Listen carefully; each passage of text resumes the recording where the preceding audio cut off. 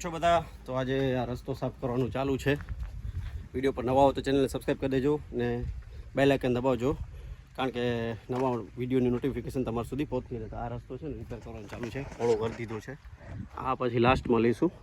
અહીંયા શું રેતી વધતી હતી બધી ઉપાડીને આ બાજુ નાખી હતી. મારા શું ટ્રેલરમાં પંચર છે, એ થોડુંક ઓલું થાય છે. આ જો બધું ઓળું કરી દીધું છે ને આગળ છેટ સુધી લઈ જવાનું છે, અનીશભાઈની વાડી સુધી.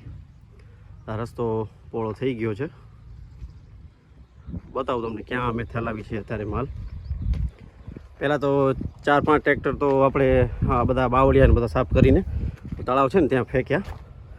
બીજું આ છે ને એટલેથી આમ કટ મારવાનું છે ધીમે ધીમે. તો શું છે, આ જે સ્લોપ થઈ જાય છે ને એ ના થાય. ઓ ત્યાં ચાલુ છે જો કામ, બતાવું તમને. તો મિત્રો અહીંયાથી હવે સીધો આગળ આવી રીતે રેડિયો કરીને જવાનું છે. જાઓ તો જાઓ તો.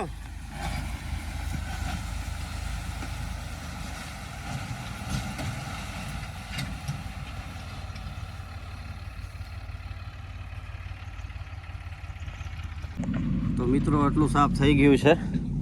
આ છે ને થોડો ઉતારવાનું છે. આમ વાંધો ના આવે તો વાટ રસ્તો છે ને થોડોક પોળો થઈ જાય ત્યારે ચાલુ છે. આ બાવળિયાનું છેલ્લું છે, પછી ઓ બાજુ આંટેથી ઓ બાજુ ત્યાં ટ્રેક્ટર નહીં લાગે. બાવળિયા ધક્કો મારીને આગળ જવા દેવું પડશે. બતાવી તમને રસ્તો પછી કેવો થઈ ગયો છે. તો મિત્રો આ રસ્તો છે, અહીંયાથી ચાલુ કર્યો હતો અને આ બધું સાફ કર્યું છે. હવે છે ને આગળ થોડોક ટાઈમ બચશે એટલે આગળનું આ બધું સાફ કરી દઈશું. થોડોક ત્યાં આમ સ્લોપ છે ને એ સીધો કરવો છે. શું છે, ભરેલા ટ્રેક્ટર હોય છે ને એ થોડોક પ્રોબ્લેમ કરાવે છે, એટલા માટે 3 ટ્રેક્ટર છે. એક મારું છે, એક રાજુભાઈનું છે ને એક આપણા મગનભાઈનું છે ટ્રેક્ટર. અહીંયા છે ને 2 ટ્રેક્ટર સામે આવે તો ક્રોસ નથી થતા. પહેલાં અહીંયા સુધી હતી રસ્તો, એટલે સુધી ખાલી એટલો જ રસ્તો હતો. 5-1 ફૂટ વધી ગયો આમ. આ જો અહીંયા છે ને પહેલાં કપિતમાં મગફળી વાવી હતી. જે દાણા ઉગ્યા નહોતા ને એ પછી હવે ઉગ્યા છે. તો કેવું થઈ ગયું છે જુઓ તમે. અહીંયા આપણા રાજુભાઈના આંબા છે,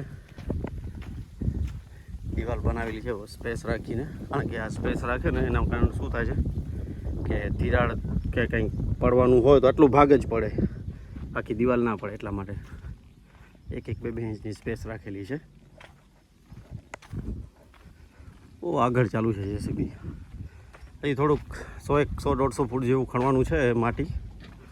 મારામાં ટ્રેક્ટરમાં છે ને હવાનો પ્રોબ્લેમ છે. ટ્રેલરમાં આ સાઈડના ટ્રેલરમાં પાછળ ટાયરમાં પ્રોબ્લેમ થઈ ગયો છે. હવા ઓછી છે એટલે ખાલી જે ઓલો હતો ને એ જ ભર્યું મેં. પછી આ બાવળિયાને બધા જે ઝાડવા હોય એ જ, બાકી આ નથી ભર્યા. રેતીમાં શું છે વજન બહુ થાય છે ને એટલા માટે નથી ભરતો. તો મિત્રો હવે છે ને આ બધો વાંધો છે ને અહીંયા બધો ક્લિયર કરી દઈશું. તો શું છે કે રસ્તો થોડો સ્લો થઈ જાય, પાછો એના બાંધા ઉપર ફેંકી દઈએ છીએ. ઉપર માલ બધો ચડી જાય બાંધો, એટલે વાંધો ના આવે. થોડેક સુધી છે અહીંયા સુધી છે, દેખાય છે આગળ ત્યાં સુધી છે. ત્યાં સુધી આગળ તો ક્લિયર થઈ ગયો છે રસ્તો. પછી ઓ બાજુ જેસીબીની પાછળની સાઈડ જે માલ પડ્યો છે ને એ બધો ઉપાડવાનો છે ટ્રેલરમાં. તો મિત્રો આજે વળી પાછું 10 વાગે ચાલુ કરી દીધું છે. અત્યારે વાગે છે 11:15. તો શું છે કે હવે થોડુંક લેવલ થઈ જાય. રસ્તો પાછળનો જે આડોળ હતો એ બધો સીધો કરી દીધો છે. ખાલી લેવલ કરવાનું ચાલુ છે. પછી ઓ બાજુ જોશો બાવળિયા કાઢવા માટે. આઈ થિંક 1-1.5 વાગી જશે અહીંયા. પછી બપોર પછી ઓ બાજુ ચાલુ કરશું તો વાંધો ના આવે. સમજ્યા? બતાવીશ તમને હું. થઈ જશે કમ્પ્લીટ રસ્તો. તો મિત્રો આ રસ્તો જો ક્લિયર થઈ ગયો છે. અહીંયા કેમ ને કેમ ખાડા હતા પહેલાંના વિડીયોમાં તમે જોયો હશે. એકદમ ક્લિયર કરી દીધો. આ બાજુથી પણ ક્લિયર થઈ ગયો છે. સામે કચરો હતો એ પણ સાફ કરી દીધો, ઉપર દબાવી દીધો. હવે ત્યાં ટ્રેક્ટર આપણું પડ્યું છે એટલે આવા જવું છું બતાવવા આપણે તમને કેવી રીતે કર્યું છે અહીંયા.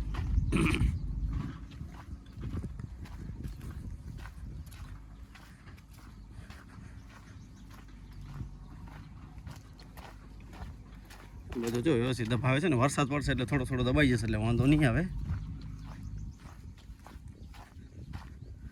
સ્લોપ કરે આવે છે ને. થોડોક માલ ઓ બાજુ નાખવાનો છે. તો હાર્ડ માલ હોય ને પથરાની સાથે, એવો આવો માલ તો ચાલે, પણ અહીંયા છે ને કાલે નાખ્યો એ થોડુંક લૂઝ માલ હતો એટલે ટ્રેક્ટર થોડાક ફસાય છે. ક્યાંકથી હશે તો ઓલરેડી નાખી દઈશું 2 ટ્રેલર અહીંયાથી આવી રીતે આમ નાખી દઈશું બધા, થોડોક ચેડો વ્યવસ્થિત થઈ જાય, અહીંયા ખાડો ન પડે એટલા માટે. ચાલો હવે ટ્રેક્ટર બાજુ લઈ જઈએ વાડીએ, પછી જઈએ જમવા. બપોરના 2-2:30 વાગે આવશું, બધું ક્લિયર થઈ જાય તો રસ્તાનું કામ થાય પૂરું. ઓ બાજુ છે ને એ કરવાનું છે આપણે અનિશભાઈની વાડીથી આગળ થોડુંક બાવળિયા સાઈડમાં કાઢવાના છે.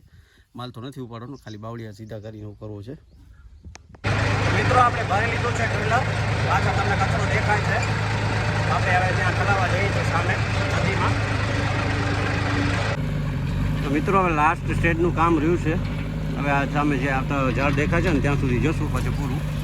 આ શું છે, મશીનમાં થોડું આગળનું બકેટ છે ને એની રામ્પ ખરાબ થઈ ગઈ છે, તો એ સરખી રીતે ચાલતી નથી. પછી 2-4 દિવસ રહીને પછી આ બધું જે છે ને સ્લોપ છે એ બધું કાપીને સીધી વાત કરી દઈશું. આ બધું ક્લિયર થઈ ગયું છે આ બાજુ. ગુડ મોર્નિંગ મિત્રો, બ્લોગનો આ 3જો દિવસ છે, કારણ કે કાલે ને પરમ દિવસે રસ્તો બનાવવાનું ચાલુ હતું, એ વિડીયોમાં તમે આગળ જોયું જ હશે. એટલા માટે ટાઈમ ન મળ્યું એન્ડ કરવાનો બ્લોગ. આજે હવે થોડુંક શૂટ કરીને પછી એન્ડ કરી દઈએ. હવે આ પ્લોટમાં પણ હવે બોર લાગવા માંડી ગયા છે. આ બધા ઓયરો આયરો આગળ આંબામાં છે, તો ધીમે ધીમે ફ્લાવરિંગ આવી જાય છે. હવે લગભગ તો 4થા મહિના સુધી બધે સેટ થઈ જશે ફ્લાવરિંગ, અને કેરીઓ પણ થોડી થોડી નાની નાની આવી જશે. ત્યારે વળી થોડીક દવાની ટ્રીટમેન્ટ ચાલુ થશે કેરીઓ ખરે નહીં, એટલે કેલ્શિયમ કે બધી વસ્તુ આવે છે જે એક્સપર્ટને પૂછી લેશું. જોઈએ નવી નવી વસ્તુઓ બજારમાં આવે છે, આ છાંટવાનું તે છાંટવાનું, પણ હવે જે સારી વસ્તુ હોય એ છાંટવામાં આવે તો સારું રહે. અહીંયા પાછું ગાર્ડનનો અટેક છે ને ફરી પાછો થયો છે, મને અંદર નાખવી પડશે દવા. અહીંયાથી જો હોલ છે ને ત્યાં અટેક છે, સાંજ બપોર પછી નાખી દઈએ દવા. પડતું નથી. આમાં છે ને એક આ જ પ્રોબ્લેમ છે, ગાર્ડર અને ઊંધઈ. ઊંધઈ હોય તો હજી પણ વાંધો ના આવે, ઊંધઈ હોય ને ત્યાં ગાર્ડર ન હોય, પણ બે વસ્તુ ખરાબ જ છે આમ તો. પણ ગાર્ડર જલ્દી વધુ ડેમેજ કરે છે, અંદરથી બધું પોકળ કરી નાખે છે. અંદર જે એનું જે સેલ્સ હોય છે ને જે ડાળના, એ બધા ડેડ કરી નાખે છે, એટલે ઝાડવું સુકાઈ જાય છે. આ પ્રોબ્લેમ રહેતો હોય છે. હમણાં છે ને આ પાંદડા ઉપર આવું આવવા માંડ્યું છે ફંગસના કારણે, જો તો આ બધા થઈ જાય છે ખરાબ. આજે છે ને ઝાકળ બહુ જ આવ્યો છે. આ ઝાકળ છે ને જ્યારે બૂર નાના નાના હશે ને ત્યારે ઝાકળ પડવો સારી વસ્તુ છે, અને પછી જો બૂર પાકી જાય ને પછી જો ઝાકળ આવે ને તો એ ખરાબ વસ્તુ છે, કારણ કે પછી છે બૂર બધા ખરી જાય છે. એના કરતાં અત્યારે ટાઈમ છે, હજી 15-20 દાડા આવશે તો વાંધો નહીં આવે ઝાકળ. જો એના પછી આવીને તો પ્રોબ્લેમ કરાવશે. તો ભગવાનની મહેરબાની બધું ઝાકળ ના આવે, નોર્મલ રહે. આ તો જો આ બધું કેવું થઈ ગયું છે, કાંઈ દેખાતું નથી. જબરદસ્ત ઝાકળ આવી છે.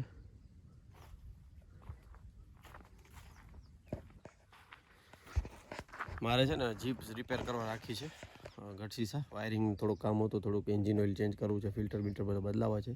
તો 2 દિવસથી જવાનું નથી, 4-5 દિવસથી રાખી છે. એ પણ ધીમે ધીમે કામ કરે છે. તો ચાલો જઈએ ગઢસીસા ને વિડીયોને કરી અહીંયા એન્ડ. ચેનલ પર નવા હો તો ચેનલને સબસ્ક્રાઈબ કરી દેજો, વિડીયોને શેર કરજો અને લાઇક કરવાનું ના ભૂલતા. સાથે બેલ આઇકન પણ દબાવજો, કારણ કે તમે જો બેલ આઇકન દબાવશો તો નવા વિડીયો નોટિફિકેશન તમારા સુધી જલ્દી પહોંચશે. બધાને જય શ્રી રામ.